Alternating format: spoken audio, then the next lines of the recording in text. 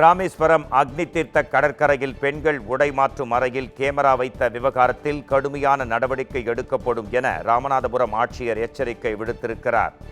ராமேஸ்வரம் அக்னி தீர்த்த கடற்கரையில் தனியார் உடை மாற்றும் அறையில் ரகசிய கேமரா வைத்த இருவர் அதிரடியாக கைது செய்யப்பட்டனர்.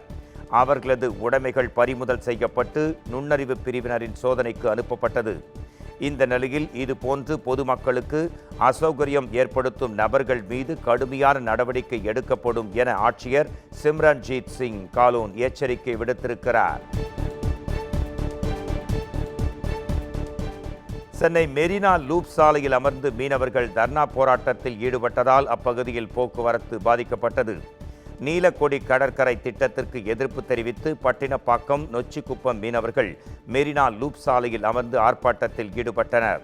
தகவல் அறிந்து சம்பவ இடத்திற்கு வந்த மயிலாப்பூர் காவல் ஆணையர் ஹரிகிரண் பிரசாத் பேச்சுவார்த்தை நடத்தியதைத் தொடர்ந்து மீனவர்கள் அங்கிருந்து கலைந்து சென்றனர். பின்னர் கடற்கரையில் மீனவர்கள் தங்களுக்குள்ளான பஞ்சாயத்து கூட்டத்தில் திட்டத்தின் நிறை குறைகள் குறித்து பேசி வருகின்றனர். கடலூரில் வங்கி ஏடிஎம் இயந்திரத்தை உடைத்து மர்ம நபர் ஒருவர் கொள்ளையடிக்க முற்பட்ட சிசிடிவி காட்சி தற்போது வெளியாகியிருக்கிறது. பன்ருட்டி சாலையில் சாவடி என்ற இடத்தில் சென்ட்ரல் பேங்க் ஆஃப் இந்தியா வங்கியின் கிளை அலுவலகம் ஒன்று செயல்பட்டு வருகிறது. அதன் அருகில் வங்கியின் ஏடிஎம் மையம் அமைந்துள்ளது.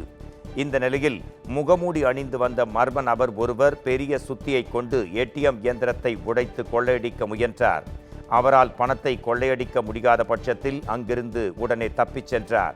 பின்னர் ஏடிஎம் மையத்திற்கு வந்த வங்கி அதிகாரிகள் ஏடிஎம் இயந்திரம் உடைக்கப்பட்டிருப்பதைக் கண்டு அதிர்ச்சியடைந்தனர். தகவல் அறிந்து வந்த கடலூர் புதுநகர் போலீசார் சிசிடிவி காட்சிகளின் அடிப்படையில் கொள்ளையனை தீவிரமாக தேடி வருகின்றனர். சென்னையில் கிறிஸ்துமஸ் பண்டிகையை முன்னிட்டு 8000 போலீசார் பாதுகாப்பு பணியில் ஈடுபட்டுள்ளதாக மாநகர காவல்துறை அறிவித்துள்ளது. நாளை கிறிஸ்துமஸ் பண்டிகை கொண்டாடப்பட இருக்கும் நிலையில் சென்னையில் இன்று இரவு முதல் நாளை வரை 8000 போலீசார் பாதுகாப்பு பணியில் ஈடுபடுத்தப்பட்டிருக்கின்றனர். சென்னையில் உள்ள 350 தேவாலயங்களுக்கு சுழற்சி முறையில் காவல் குழுவினர் கண்காணிப்பு மற்றும் பாதுகாப்பு பணிகளை மேற்கொள்ளவும் ஏற்பாடுகள் செய்யப்பட்டிருப்பதாக தெரிவிக்கப்பட்டது. மேலும் சென்னை பெருநகர போக்குவரத்து காவல்துறை மூலம் சீரான போக்குவரத்து மற்றும் தேவாலயங்களின் அருகில் வாகன நிறுத்தும் இடங்களுக்கான சிறப்பு ஏற்பாடுகள் செய்யப்பட்டுள்ளதாகவும் மாநகர காவல்துறை தெரிவித்துள்ளது.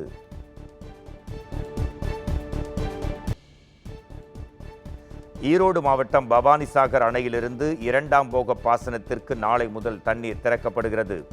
2024-25ஆம் ஆண்டின் 2ஆம் போக பாசனத்திற்கு பவானிசாகர் அணையிலிருந்து காலிங்கராயன் வாய்க்காலில் உள்ள விவசாய நிலங்கள் பாசன வசதி பெறும் வகையில் நாளை முதல் 120 நாட்களுக்கு 5184 மில்லியன் கன அடிக்கு மிகாமல் தண்ணீர் திறக்க தமிழக அரசு உத்தரவு பிறப்பித்தது. இதனால் ஈரோடு மாவட்டத்தில் இருக்கும் பவானி, ஈரோடு, மொடக்குறிச்சி மற்றும் கொடுமுடி வட்டங்களில் உள்ள 15743 ஏக்கர் நிலங்கள் பாசன வசதி பெறும் என்று தெரிவிக்கப்பட்டுள்ளது. விருதுநகர் மாவட்டம் ஸ்ரீவில்லிபுத்தூர் அருகே 2000 ரூபாய் கடன் வாங்கிய தகராறில் வெடிகுண்டு வீசிய பெண் உள்பட 7 பேரை போலீசார் கைது செய்தனர். ஆட்டுவலசை பகுதியைச் சேர்ந்த சூர்யா, மம்சாபுரம் பகுதியைச் சேர்ந்த பாண்டியிடம் 2000 ரூபாய் வாங்கியுள்ளார். பணத்தை பெற்றுக்கொண்ட சூர்யா திருப்பி தராமல் இழுத்தடித்ததால் பாண்டி தனது நண்பர்களுடன் சேர்ந்து சூர்யாவின் வீட்டுக்கு சென்று தகராறில் ஈடுபட்டார். அப்போது சூர்யா தனது வீட்டில் இருந்த நாட்டு வெடிகுண்டுகளை எடுத்து பாண்டி தரப்பினர் மீது வீசினார். இதில் அச்சமடைந்த பாண்டி தரப்பினர் அங்கிருந்து தப்பி ஓடிய நிலையில் காயமடைந்த சூர்யா ஸ்ரீவில்லிபுத்தூர் அரசு மருத்துவமனையில் சிகிச்சைக்காக அனுமதிக்கப்பட்டார். இது தொடர்பாக இரு தரப்பினரும் அளித்த புகாரின் பேரில் 7 பேர் கைது செய்யப்பட்டனர். மேலும் சூர்யாவின் வீட்டில் போலீசார் சோதனை நடத்தி 4 நாட்டு வெடிகுண்டுகளையும் கைப்பற்றினர்.